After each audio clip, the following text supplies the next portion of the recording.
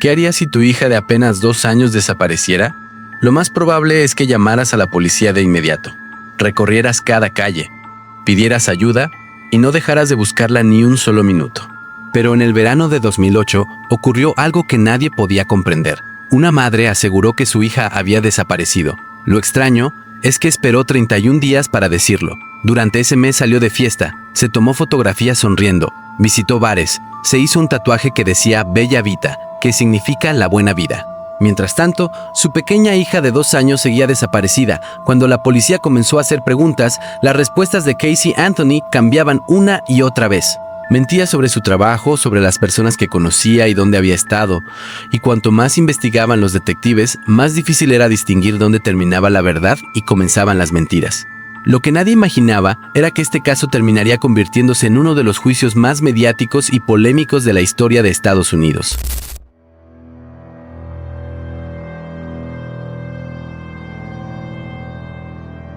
En 2008, Casey Anthony tenía 22 años y vivía en Orlando, Florida, junto a sus padres, George y Cindy Anthony, y su hija Kaylee, de apenas 2 años.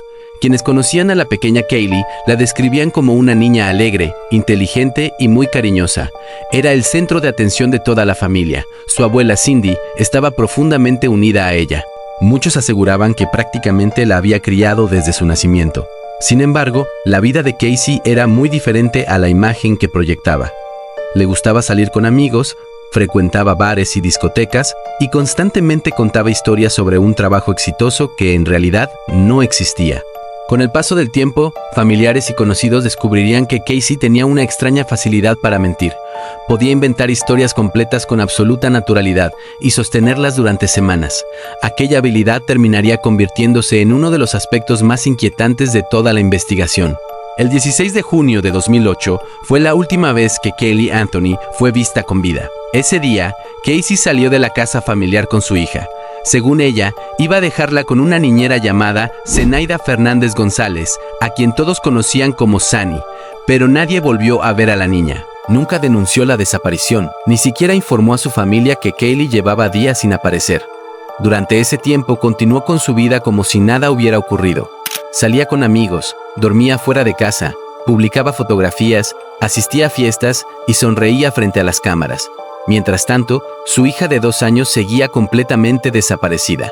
Todo cambió el 15 de julio de 2008. Ese día, Cindy Anthony, la madre de Casey, realizó una desesperada llamada al 911.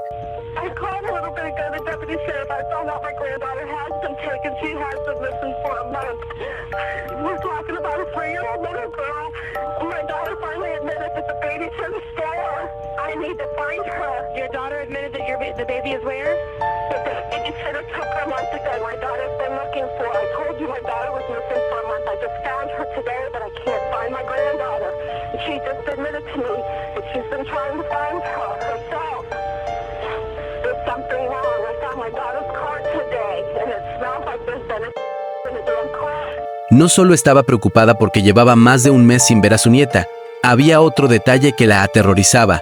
El automóvil de Casey había sido encontrado abandonado. Cuando la familia abrió el maletero, percibió un olor insoportable. Cindy aseguró al operador del 911 que el olor era similar al de un cuerpo en descomposición. Durante esa misma llamada, dijo una frase que daría la vuelta al mundo.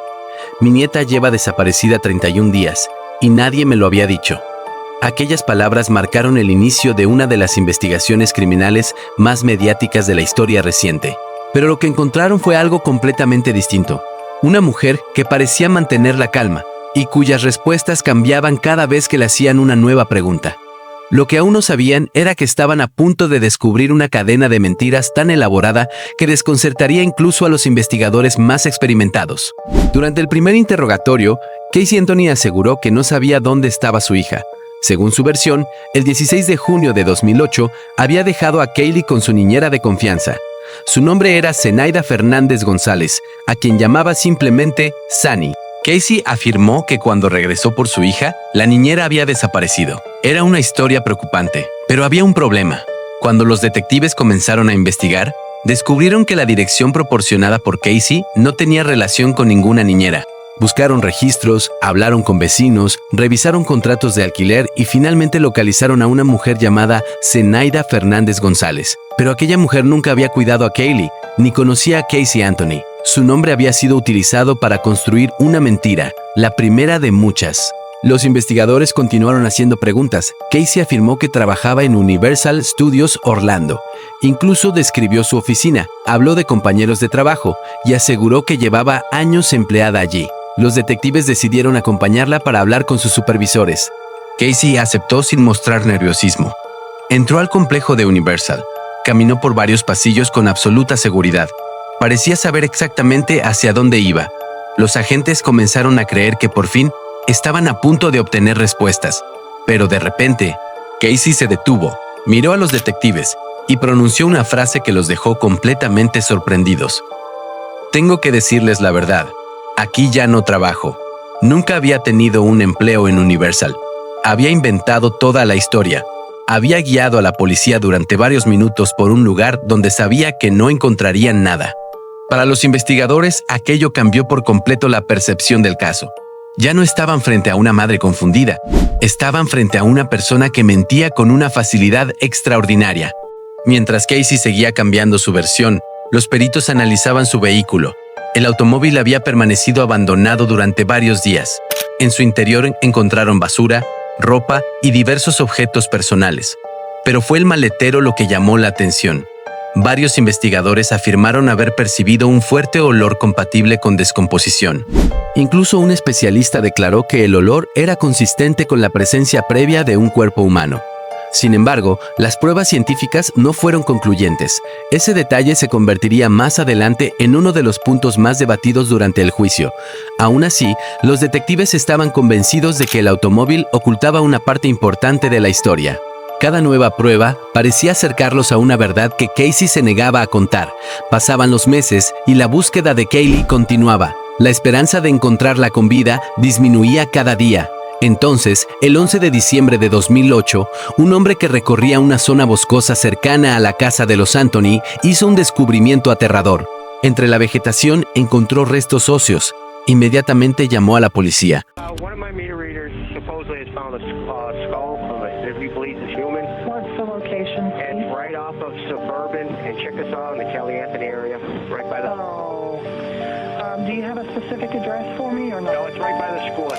Cuando los investigadores llegaron al lugar, confirmaron la peor noticia posible. Los restos pertenecían a una niña. Muy cerca encontraron una manta infantil, ropa y restos de cinta adhesiva. Poco después, las pruebas de ADN confirmaron la identidad. Era Kaylee Anthony. La pequeña llevaba meses muy cerca de la casa donde todos la habían estado buscando. La investigación dio un giro definitivo. Ya no se trataba de una desaparición. Ahora era un caso de homicidio. Y todas las miradas se dirigieron hacia una sola persona, Casey Anthony. El juicio contra Casey Anthony comenzó en mayo de 2011. Durante semanas, millones de personas siguieron cada audiencia por televisión. Las filas para entrar al tribunal comenzaban antes del amanecer. Los canales de noticias transmitían cada testimonio en directo. Muchos estaban convencidos de que la condena sería inevitable. La fiscalía presentó una teoría clara. Según los fiscales, Casey quería una vida sin responsabilidades. Creían que veía a Kaylee como un obstáculo para salir de fiesta, mantener relaciones y vivir sin límites. Afirmaron que la pequeña había muerto por asfixia y que Casey ocultó el cuerpo antes de inventar una historia para desviar la investigación. Presentaron las mentiras de Casey, su falso trabajo, la niñera inexistente, las fiestas a las que asistió mientras su hija llevaba semanas desaparecida y el comportamiento que había mostrado durante aquellos 31 días. Para la acusación, todas esas acciones demostraban conciencia de culpabilidad, pero la defensa tenía preparada una estrategia que cambiaría el rumbo del juicio.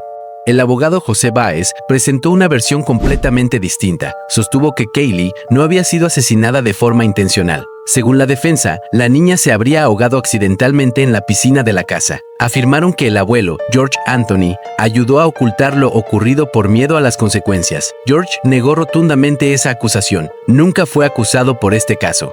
La defensa también argumentó que la fiscalía no había logrado demostrar exactamente cómo murió Kaylee, y ese detalle era fundamental. Los restos habían sido encontrados 6 meses después de su desaparición. El estado de descomposición impedía establecer con certeza la causa exacta de la muerte. Aunque muchos consideraban poco creíble la historia de la defensa, el jurado debía basar su decisión únicamente en las pruebas presentadas en el juicio, y la ley exigía demostrar la culpabilidad más allá de toda duda razonable. El 5 de julio de 2011, el jurado regresó a la sala. Miles de personas esperaban el veredicto frente a televisores, radios y pantallas gigantes instaladas por los medios. La mayoría pensaba que escucharían una condena por asesinato, pero ocurrió exactamente lo contrario.